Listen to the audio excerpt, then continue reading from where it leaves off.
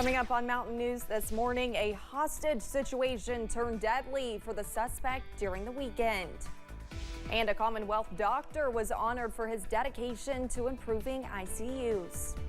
Dedicated to Eastern and Southern Kentucky, this is WYMT Mountain News This Morning. Good morning, I'm Olivia Calfee. The time is 5:31 on September 11th. Now let's check in with Chief Forecaster Brandon Robinson for a look at your forecast this Monday morning. And Brandon, really all there is to say right now is just that fog that we're seeing. I know it can be an issue, and it has been an issue in the past. I mean, honestly, it's all 3 or 4 months. Yeah. I mean, it's all relative at this point. But the good news is for our folks up north, it's backed off some at I-64. When we first showed you the camera there at the beginning of the newscast, it was kind of fogged in. There's the camera now, and you can see looking a lot better up that way, I-64 near Moorhead this morning. Again, temperatures 63. It's a little bit of a milder morning out there today. We're looking at, or a cooler morning, I guess I should say, milder for this time of the year. We're looking at 2 miles of visibility out the airport, which is kind of down the road from this there, and then you see the dew point a little bit cooler there this morning. Dew points across the region down, temperatures down too, 55 Wise, 66 Monticello, so it's a very comfortable morning out there. Temperature degree difference from this time yesterday: Logan, Pikeville, Middlesboro, Williamsburg exactly where they were yesterday. Everybody else just a little bit cooler. Breakdown for today: 82, some clouds give way to some sunshine later this afternoon after that fog breaks. Can't rule out a stray chance for a passing shower, but I think most of us are dry, and that would be a good day to cut grass because there is rain coming. More on that in just a little bit. Olivia? Brandon, thank you. A murder suspect that carjacked and abducted 2 women on Saturday has died after a shootout with police. David Maynard led law enforcement on a multi-state search for 2 days. Matt Lackritz was in Wayne County and spoke with neighbors that say their community is shaken after the events. A 2-day search across 3 states for David Maynard came to an end early Sunday morning. Maynard was charged in connection with an alleged murder in Ohio. West Virginia State Police say he engaged a special response team at a gas station in Cerrito, with shots being fired after a hostage situation. Maynard died at a hospital from his injuries. The search for Maynard began Friday night after Ironton Police Chief Dan Johnson says they got a report of shots fired and a woman tied up in a home in the 2600 block of South 3rd Street. 39-year-old female was tied up using cords, and they cut her loose, proceeded to clear the rest of the house, and they found a 78-year-old male deceased laying on the floor. Johnson says the victim is Donald Wood, Maynard's stepfather. Officers say Maynard was on the run and spotted in Kentucky the next day. Kentucky State Police Trooper Shane Goodall says they received reports of Maynard abducting a woman in Carter County. After a short time had passed, she was actually seen at Louisa Dollar General, where Mr. Maynard had took her and the vehicle. At that point, he tried to get into another vehicle, and the female subject actually honked her horn, scared him. He jumped back in the abductee's vehicle and left the area. State police scoured Lawrence County, Kentucky. Then, police got a tip that he crossed borders again, this time into West Virginia. The subject is on foot, unknown direction of travel. They believe he's at a gaming parlor in the area. After everything that happened Friday night in Ohio to the things that happened yesterday in Kentucky, things finally ended here at this speedway in Cerrito, West Virginia. I'm still in shock over it. It's just something that you wouldn't believe would happen in your town. I'm still trying to take it in a little bit. West Virginia State Police say a trooper stopped at a gas station during the search and recognized Maynard inside. When the trooper first approached him, state police say Maynard pointed a pistol at the trooper while he was outside the store and a hostage situation began. Maynard had 3 hostages, but with the help of a negotiator, 2 were able to get away. He then stepped outside asking for a blanket for the last hostage. This is when West Virginia State Police say shots were fired. James Edwards and Brendan Atkins, who often go in that speedway, say they're happy the hostages made it out alive. Even though they are unharmed, there's still a grieving process going on. This doesn't ever happen. Every single morning I grab my coffee, grab my breakfast right there, head to work, tell them I have a good day, and I get a phone call that this happens. It's mind-blowing. Investigators say there are still unanswered questions. Kentucky State Police trying to narrow down how Maynard got to Cerrito. It was too far of a distance within the timeline in order to walk it, so he had to have either been drove there or he'd abducted a woman and stole the vehicle. 3 communities shaken in the aftermath of Maynard's crimes. Matt Lackritz, WSAZ News Channel 3, Wayne County. Kentucky State Police are asking if anyone knows how Maynard got from the Louisa area to Cerrito to please contact them. A grand jury has indicted a Somerset woman following the death of her mother. The Pulaski County Sheriff's Office says Abra McDonald is facing charges of knowingly abusing or neglecting an adult. The Sheriff's Office says on June 27th, they found her mother, Karen McDonald, on the floor of her home. Officials say she died at the hospital the next day. They say she had been on the floor for several weeks. Deputies believe Abra, who lived with her mother, made no effort to help her. She could face 5 to 10 years in prison. Today marks the 22nd anniversary of the 9/11 terror attacks. The Biden administration is marking the somber anniversary with a $4 million award to the 9/11 Memorial in New York City. The new funding is under the 9/11 Memorial Act grant program. President Biden will speak to more than 1,000 service members, first responders, and their families today at Elmendorf Air Force Base in Anchorage, Alaska. Vice President Harris will be at the 9/11 Memorial in New York.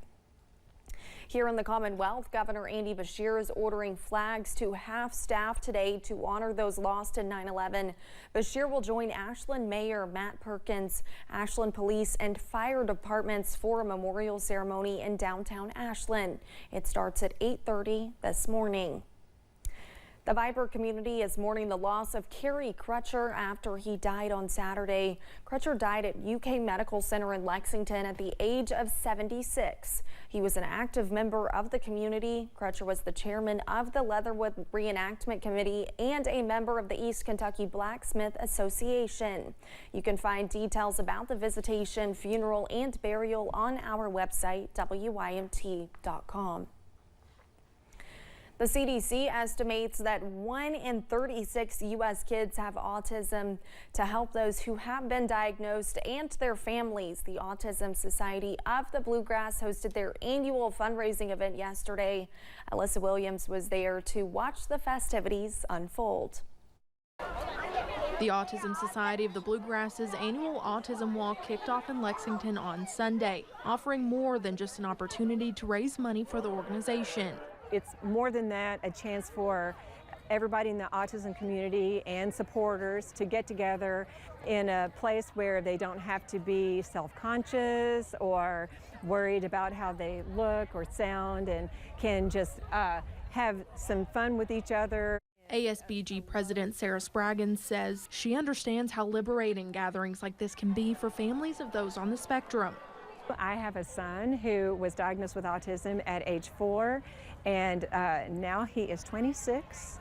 So the very month that we got our diagnosis, we attended our first ASBG meeting, and we could not be where we are now without the support of the other families who knew the ropes already. Funds from this event are used for autism-related education, advocacy, and resources for families, caregivers, and professionals who work with those on the spectrum. And Spraggins says this year's event has brought in more than 250 walkers. When we're in the midst of planning this, I think, oh, will anybody be there? And more people have come every year, and it is just really heartwarming to everybody who is working with people with autism or has a family member who has autism, to see this much support from the community.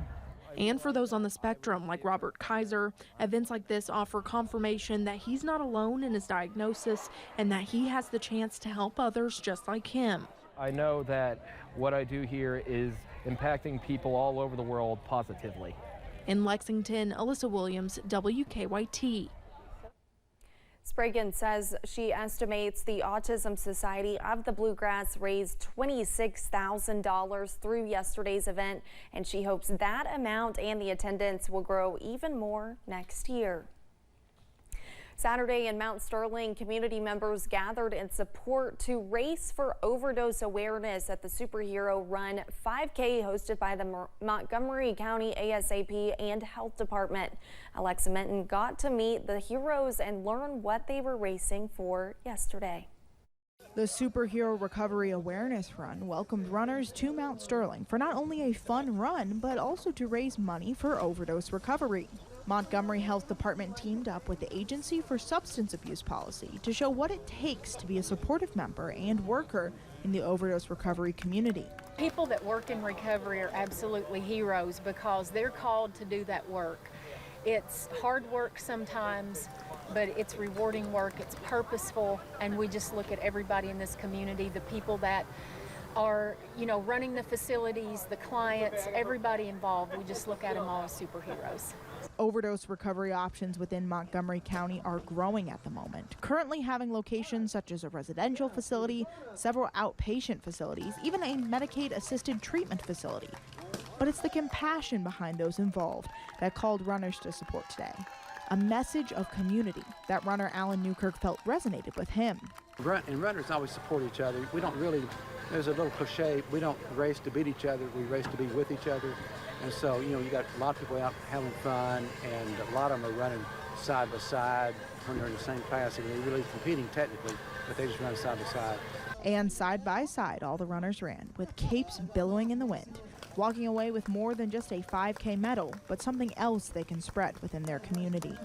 Hope, the hope of recovery, that we are a community coming together in unity, that there's help. You don't have to do it by yourself. Don't ever feel like you have to do it alone. There's so many people out here to support you, so just reach out and take that first step.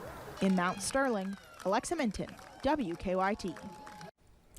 An important member of Appalachian Regional Hospital received a special award Sunday night. Dr. Anthony Stumbo has been practicing medicine in Eastern Kentucky for 35 years with a focus on intensive care units. Yesterday evening, he received the Acuity Health We See You Care Award for his dedication to improving outcomes for ICUs at his hospitals. Stumbo says this surprise is a special way to be recognized by his colleagues and show the importance of his work. But it just goes to show that the work I've been doing and the people from High Acuity doing, taking care of critical patients, goes hand in hand. Stumbo says his goal is to leave the field of medicine better than when he started. Neon Days took place this weekend for the first time since the July 2022 flood.